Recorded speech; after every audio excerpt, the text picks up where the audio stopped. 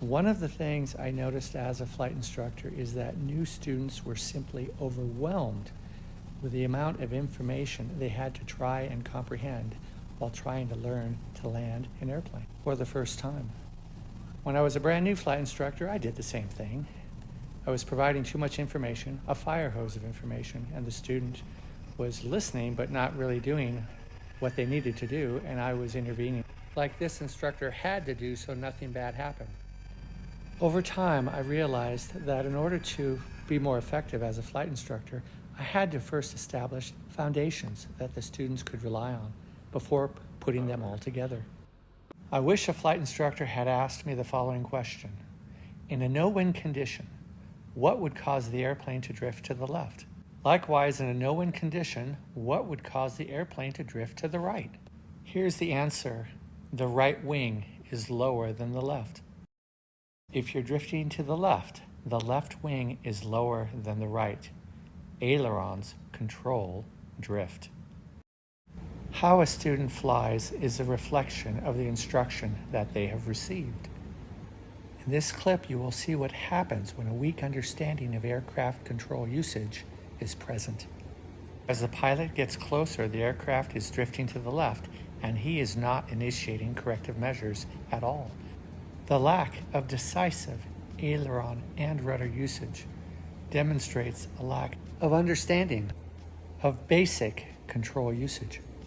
That, combined with the delay in executing a go-around in a timely fashion, is cause for concern.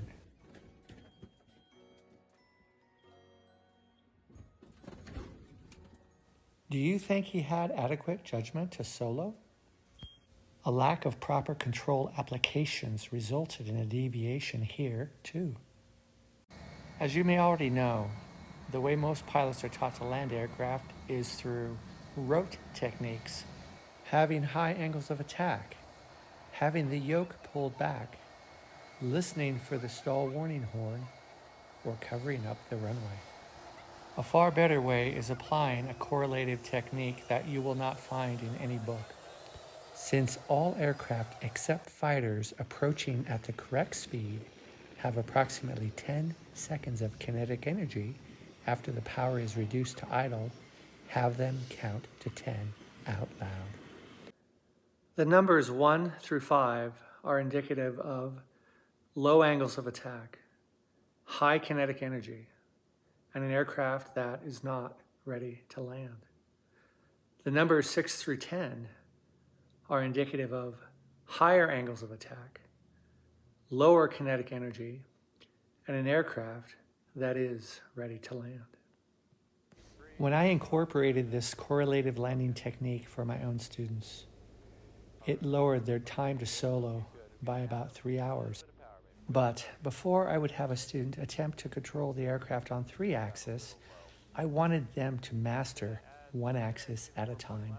I would set the aircraft 5 feet above the runway, and then I would ask the student just to keep the aircraft there.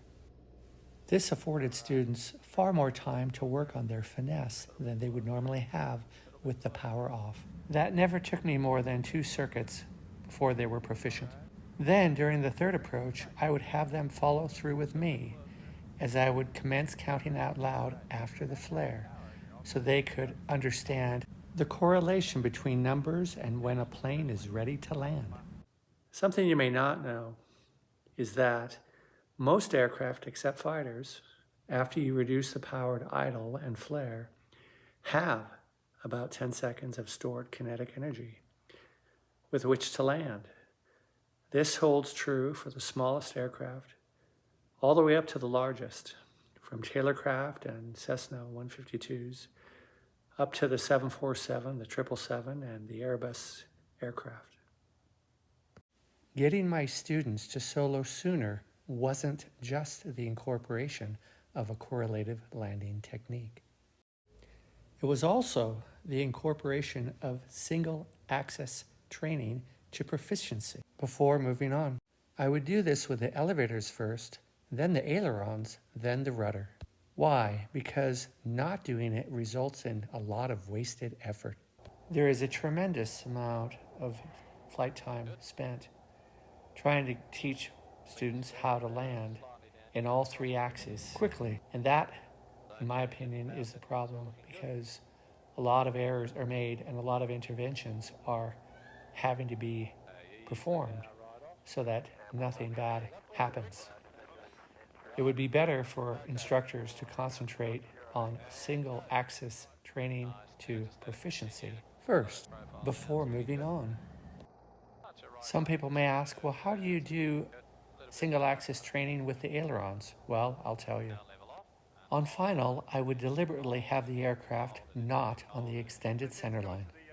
I would then ask the student to fly through the extended centerline to the other side, with my feet on the rudders and their hands on the hand controls. Then I would ask them to go the other way through the extended centerline, and we'd repeat again and again. 2 circuits in the pattern were typically all that was required for them to show proficiency. Some people might ask, well, how do you do single axis training with the rudder? Well, I'll tell you.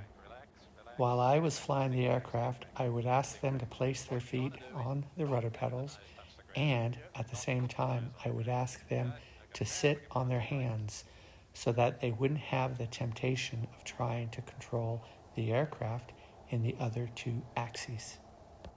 I would then side slip from side to side through the extended centerline.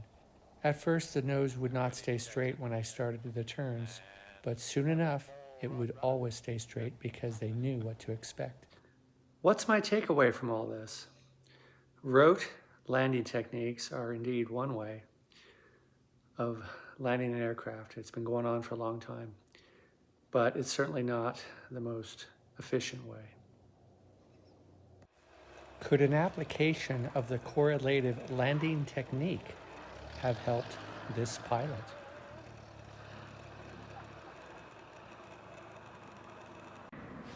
How about this aircraft? Would an understanding of kinetic energy have helped him? Let me know. See if you can identify some of the problems this pilot had during this landing.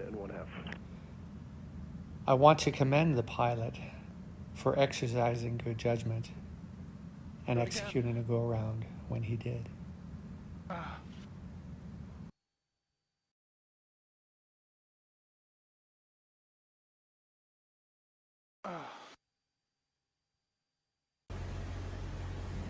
When it all comes together, there should be no question as to the student's understanding of how the aircraft's controls work, or as to their judgment.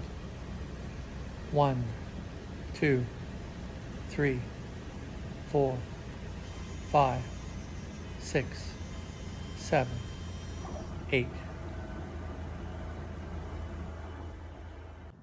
One final thing that I'd like to add in closing. There is no such thing as perfection in the aviation industry or anywhere else.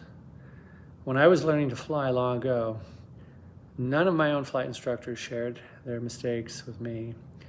So naturally, I thought they were perfect. And that's far from true. And that is a pity, because there is a lot that can be gleaned by providing a little self-deprecation for a lot of students who are already stressed, nervous, maybe even intimidated by their flight instructor. And by bringing yourself down a little, it might help them relax and appreciate that everybody makes mistakes, including flight instructors, and it might help them connect with their instructors even more in the learning process. Thanks so much for watching.